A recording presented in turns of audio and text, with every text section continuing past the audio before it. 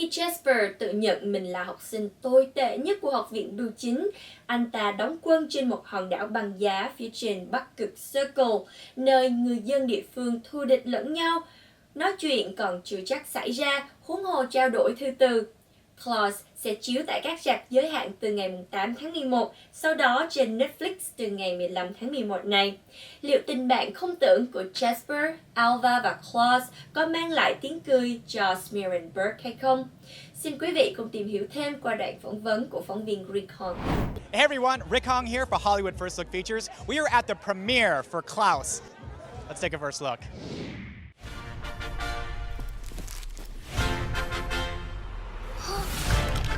Our cousin told us if we write a letter to Mr. Klaus, he'll make us a toy.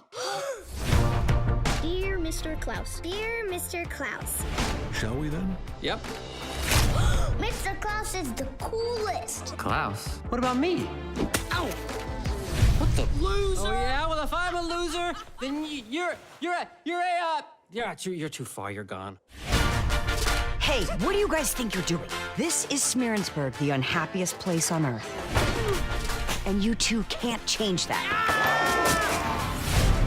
The postman and toy maker are brainwashing everyone! We need to show people that a true selfless act always sparks another. Hi. What's happening right now? Oh no. Holy mother! What happened? Not a word. You just sit there, be all magical and awesome. How does it feel to have your movie finally released, to be here today?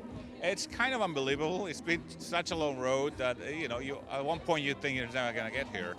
Every time I watch a film, I still am in that mode where, we got to fix that. Oh, wait, it's done. We cannot really fix it anymore, because... So I talked to your producers. How is it being the director and having so many different animators all over the world being a part of this process? Well, it was definitely kind of a, Babel's Tower kind of situation. We had so many languages spoken in the studio all the time, Well, the go-to one was English for when we couldn't really understand each other, but, I speak Spanish and French, so I did my best to try and adapt as much as I could. For you as a director, what is the most unique thing that stuck out in your mind where you said, I have to direct this movie? I think it's when the idea of this duo, this very selfish, pampered postman and Klaus as a very recluse, very far from what you would expect from a Santa Claus film, and the mechanic of those two, how much fun you could have with that and how much heart you could get out of it as the story progressed. That's when I said, this has all the elements that I look for in a film. We should definitely go for this. Right. So I was trying to figure out, when you're trying to get into the mood of doing a Christmas movie, then are you listening to like Christmas songs? Like how does your process work to do that? Well, actually, for this movie, we didn't want to be a Christmas typical movie. So it was not a Christmas movie, it was a story about letters. It's a movie about friendship, about values, and very deep in terms of emotions. I wanted to know what was specific about this script, other than like being in a Christmas movie is always a bucket list. Well, for me, Rashida Jones, she reached out to me before I had been officially reached out to by the makers of this film. She said, I'm involved with a movie. I'm doing a voice for a movie called Klaus, and I really think that you should meet this director.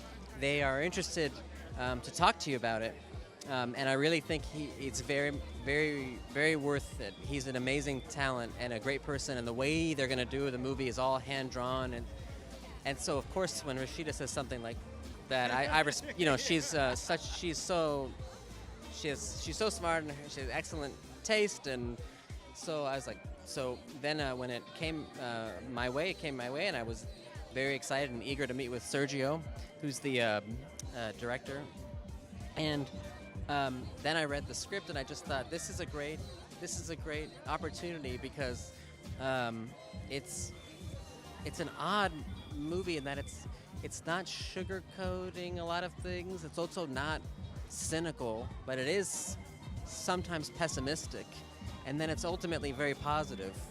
And you say Christmas movie like a bucket list.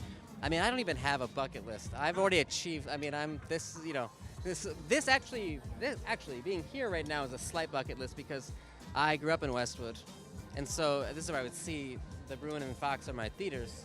So to see a film here, that's sort of like I didn't realize it was on my bucket list, but it is. Thank you so much for watching. Until next time, I'm Rick Hong. You've been watching Hollywood First Look Features.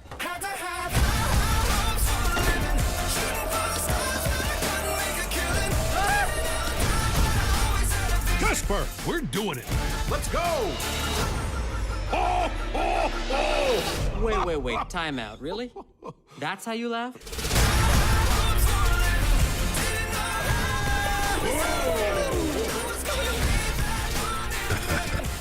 Come on, we're running out of time. Those kids are counting on us. If we don't stop them tonight, this town will never be the same. Destroy those toys. No! Ah! Ha! Eat our snow, you... They're not attached. Why aren't they attached? I thought they were attached. I would never, in a million years, have done what I just did if I didn't think these were attached. Bộ phim Chiến tranh Midway của đạo diễn Roland Emmerich lại ngoạn mục trở thành tác phẩm ăn khách nhất với 17.9 triệu đô la, số 1 tại phòng vé Bắc Mỹ cuối tuần vừa qua, vượt qua cả Doctor Sleep của Stephen King. Midway tái hiện lại trận chiến lịch sử diễn ra giữa hạm đội Nhật Bản và Mỹ, được xem như một trong những trận chiến hải quân mang tính bước ngoặt ở vùng Thái Bình Dương và trong cả chiến tranh thế giới thứ hai. Với dàn diễn viên gồm có Ed Skrein, Patrick Wilson, Luke Evans và Nick Jonas. Theo tờ Variety, bộ phim có kinh phí lên tới 100 triệu đô la, nên vẫn còn một chặng đường dài để sinh lời. Nhưng với tổng doanh thu toàn cầu ở mức 39 triệu đô la chỉ sau 3 ngày ra rạp. Hãy cùng phóng viên Sari Cohen đến lễ ra mắt của Midway nhé. This is Sari Cohen, and we are here at the premiere of Midway, Roland Emmerich's new film based on real-life events about a pivotal turning point in World War II. Let's take a first look.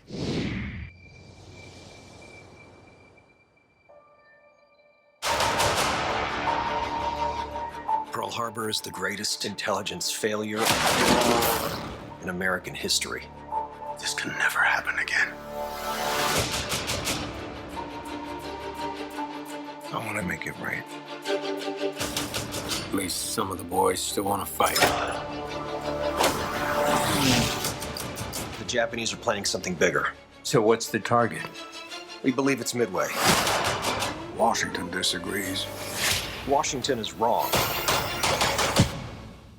If we lose, The Japanese own the West Coast. Seattle, San Francisco, Los Angeles. Will burn. I played Zhu Xuesan. He's a Chinese school teacher who is in the middle of nowhere, who ends up saving the life of Captain Doolittle, who is played by Aaron Eckhart.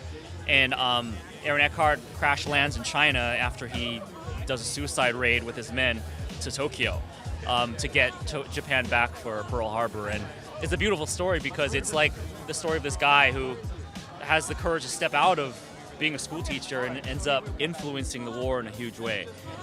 So I'm so proud to be able to tell that story because growing up here in America as a Chinese guy, you know, I never heard that story. And then so given this role, I was like, wait a minute, I had to do all this research in Chinese to find books about him. And I was like, and I Googled his name and I didn't find anything. Like zero. And it's like, it made me realize how, you know, how much I was missing of things that had happened in the past. So it was very gratifying for me. This movie is fantastic. It's something I am immeasurably proud to be a part of. I think it's coming at such an incredibly perfect time as well, right on the heels of Veterans Day. The message of heroism and courage can't be overstated. Like this movie sort of has something for everybody. One of the biggest independent films ever made. What kind of impact do you hope it leaves not only on audiences but on filmmakers? It's proof that you can do it. And secondly, I think we're all very proud of the film because everybody gave up a little. And everybody was super pumped to do it all together. And then you put like some monuments to some people which otherwise probably would be forgotten, which is also a cool thing. You know, I think nobody really knew about Dick Best, and it's a good thing that now people know about him. He was an incredible hero? It was an honor for many reasons. I think that to be a part of this incredible cast and to work under Roland's incredible direction and to tell a story that is so important felt really special and really humbling. This was actually not a story that I knew too much about, and so I was educated in the process. And to get to play Bruno was incredible, just because I feel like he's an unsung hero in a lot of ways, and to give him that moment is really amazing. And to tell again a very important story was a pleasure for me. How relevant do you think this film is now, given today's current climate? I think, it's just, look, this movie takes place right after they bombed Pearl Harbor, so it doesn't get more critical than that. I mean, we thought that we were going to lose our country, lose the war, lose our way of life. So that's pretty critical. Right now we're in a critical time in our country, in the world actually, and we need to have the same bravery and be warriors like these gentlemen were, women and men and women, and fight these battles and get us to the right place. Luckily, we had this particular man at that time in this place. That's how good he was, and literally was one of the people that saved our nation, saved the world. Well, I mean, all of these guys were real heroes, They all did something incredibly powerful and something that's been remembered for a very long time. This battle, there was a lot of lives that were lost, and these men that are portrayed in this movie did something superhuman almost. They made sacrifices. They put their life at stake to go and find these battleships. They were very brave men. Bravery that I can't even imagine thinking about having to do that, So I'm just glad that they were there and they did what they did. Yeah. Very important part. Words don't do these men justice when we talk about words like courage and sacrifice and bravery and strength. All these guys are real people. To be someone born in the 80s and speak about it in 2019, I only know them as sort of abstract concepts. I've never been tested enough to even know if I'd be capable of such things. In all the different armies in the war, there were men like this, and stories of heroism and bravery and sacrifice. And I think that's something that's special about this movie as well, that it respects the Japanese soldiers as much as the Americans, and I think that's important. And that's a wrap here at the Los Angeles premiere of Midway. Roland Emmerich's new film hits theaters November 8th. I'm Sari Cohen. Thanks for watching Hollywood First Look Feature. We're talking about a couple dozen planes against a whole Japanese fleet. This isn't a fair fight. I don't know how to lead these men. They'll follow you anywhere. If you know that you came through when people are counting on you,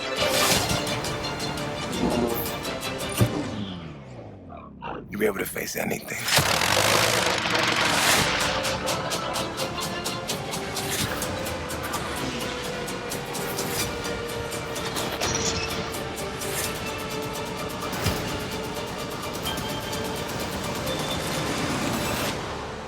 And that's a wrap. Và phần phỏng vấn vừa rồi cũng đã khép lại chương trình của chúng ta ngày hôm nay. Đừng quên follow Hollywood First Look Features trên YouTube, Facebook và Instagram nếu quý vị muốn được cập nhật các tin tức mới nhất từ Hollywood. Chương trình sẽ được phát hình 2 ngày cuối tuần, thứ Sáu và thứ Bảy.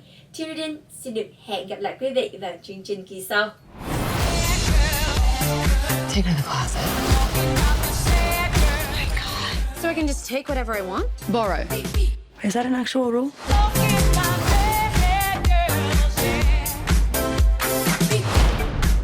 Angel.